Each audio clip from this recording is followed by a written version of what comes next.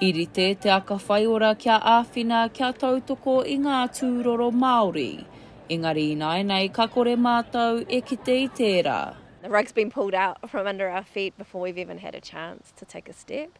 So I'm really disappointed. I tērā wiki, I timata ngā nekehanga a te kāwanatanga kia whakakorengia rātou I te Aka Whai Ora.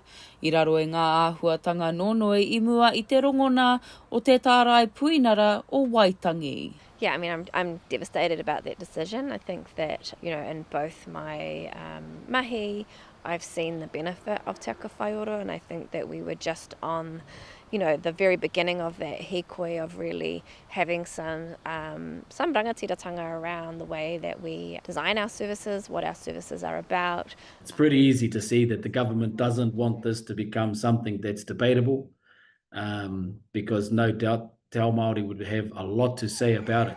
I te rātu, I pōti te pāremata kia whakakorengia I te Aka Whai Ora. E ono te kaumāwaru ngā tāngata I whakai, e rima te kaumāwhā I whakahe I tēnei nekehanga.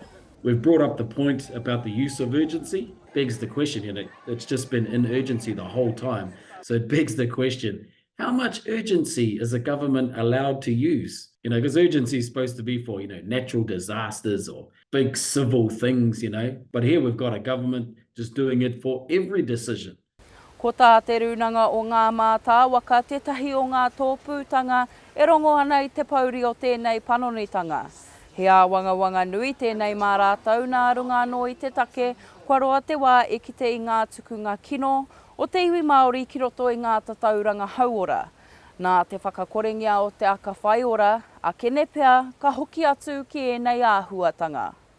We can only assume that Māori will be back to having to deal with the central systems, and the central systems have never done us any favours. It's hard to know what the new system is going to be like in this kind of centralised te whatuora model until we get more information around what it's going to be.